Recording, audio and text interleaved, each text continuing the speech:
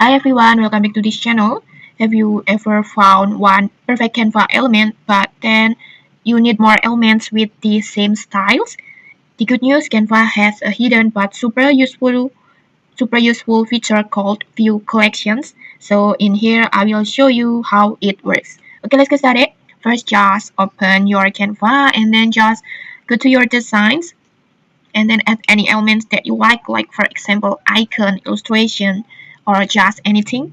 And then if the element is already in your canvas, just right click on the element like this and then just go to info and just tap or click on the view collections, this one like this. Canva will instantly show you a full collections of the matching elements with the same styles, themes, and designs vibes like this.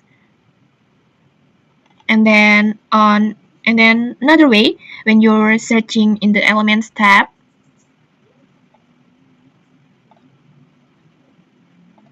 like for example like this, and then you find the one that looks good, just tap the three dots icon on the element, this one, just click on it and then just select view collections again like this. And then like this feature, you will get the another element on the same styles or same set like this. And maybe this feature is perfect for branding designs, social media posts, and then presentations, or just any designs.